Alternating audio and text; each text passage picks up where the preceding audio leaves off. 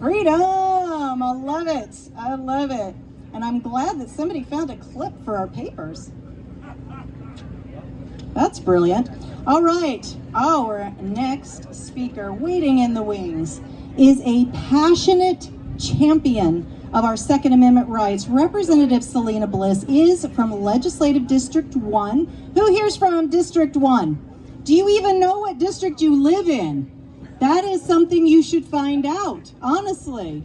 So she's from District 1. She is a fierce advocate for education, empowerment, and of course, defending our right to keep and bear arms. Selina's dedication to the Second Amendment community earned her the title of Legislator of the Year 2024 by the Arizona Citizens Defense League, the AZCDL, which is just right down this sidewalk here. I am the Vice President of the AZCDL, and I was so proud to award Representative Bliss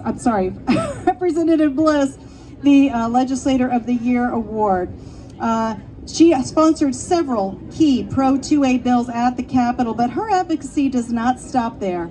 She also donates her time to teaching concealed carry weapons courses and serves on the board of the Arizona State Rifle and Pistol Association, an active member of Armed Women of America and also Women for Gun Rights. Selina is involved with both the Chino Valley and Gunsight chapters of the AWA, where she helps recruit new shooters by empowering others through education. Please give a warm and excited welcome to Representative Selina Bliss.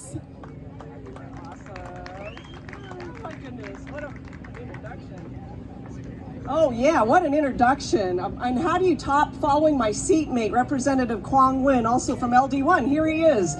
Thank you everybody for coming out. Welcome to the People's House. This is it. This is where we spend our time while we're in session.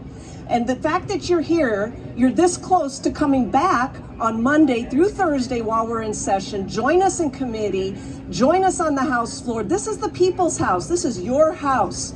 We represent you, a government of, for, and by the people. And after all, what we do at the state level affects you more on your daily life than any other level of government. And think about that. What is the federal government getting done right now that affects us like the state does? What does your county government do for you? What is your cities, your towns, your municipalities? So what we do on an everyday basis affects you and your lives more than anything else. So come to the House. We're open and accessible, and you know where to find us. Exercise your rights. As a legislator, we're listening to you. If you don't already have a request to speak account, find one of these great organizations and they will get you signed up. Once you get an account, it's for life, and you can log in from your home to weigh in on these bills. You can either say, I support this bill or I oppose this bill. And folks, we are listening to you. We look for certain organizations and associations. We look for certain constituents. So have your voice heard. Make sure you have a request to speak account. Know your legislators. You heard Cheryl just now. Do you know who your 2 House members are? Do you know who your senator is? Reach out to them. We are more than happy to know our resources, bring you down to committee to speak. We depend on you to help us represent you. Know where you are on the political spectrum. It goes all the way from I just vote to running for office and serving. So pick somewhere in between. Do you want to put up a campaign sign, donate to a campaign, support a legislator, reach out, testify in committee? There's so much you can be doing on that political spectrum. And when you see the work my seatmate Quang Nguyen is doing, that's what makes you realize we've got to keep our majority. We have a very, very slim majority on the House. We're only 2 seats away from losing our majority. On the Senate side, just 1 seat from losing our majority.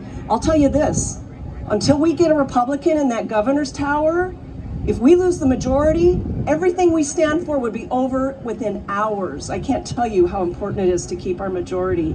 You heard Cheryl. It's important to empower each other through education and experience. And what I like at standing up here is speaking from that female point of view. So reach out if you know a female and they're not feeling as confident as you are perhaps, invite them to a club, invite them to the range, introduce them to the range safety officer. You know, March is the month of the woman. And if you think about it, as females, we're fiercely protective. Think about how we came across on the prairie, we raised our families and we feed our families. Well, we protect our families. We're mama bears, if there ever was one. So empowering females through education so that they feel good about using their gun rights. I can't tell you how important that is. So what do we do as legislators? What I've realized is we have 4 roles. We do a budget, we pass some bills, we oversee state agencies, and we protect our constituents. Speaking of bills, this Wednesday, I'm going to be hearing in the Senate side House Bill 2022, and that's about school safety. And I appreciate the folks here that are going to come and speak in committee. This is a 3-part bill that offers training in first aid. You heard about the FASTER program from Ohio earlier. That's what this is. It brings in the option to grant first aid training for teachers, administrators, and staff. It also does some crisis training if the teachers choose to learn. They can pick and choose like a menu. You can learn situational awareness, how to de-escalate a situation. But most important, you can also opt in for firearm training. And folks, this is some serious training. I know, I'm looking at you, I've tried it, the post-certified police officer standard training. It's not easy. Accuracy and speed. Try it. That's what this program is going to require for teachers that want to step up and protect our students. So I'm excited about getting that bill out of the House. It's going to the Senate and looking for support. I want to point out something my seatmate and I do when it comes to overseeing state agencies. A couple years ago, for UCCW holders, we realized the online system, clearing the fingerprints and the certification cards, was getting hitched up. So what we did is we went over to DPS and we visited with them, and at that time they were bringing in their new online system. For the most part, it's an improvement, but every once in a while we hear from you to say there's something going on, there's a delay. Don't be shy about reaching out to your legislator. I know we've had a handful of folks do that. We oversee this state agency, Department of Public Services. We'll go to them and we'll find out for you what's going on with your application. So again, that's one of the roles we do as legislators. I want to point out that the 10th Amendment says we are sovereign states. We are 50 individual states. Never has that been more important when Arizona takes the lead. Some think of us as 50 labs of democracy and that every state does it different. Well, I got to tell you, Arizona, I think, does it best when it comes to protecting our Second Amendment. So again, I started with it, I'm going to end with it. This is on you. Only with you are we a government of the people, for the people, and by the people. And with that, thank you for this wonderful opportunity and for showing up. Awesome, awesome job. Come on.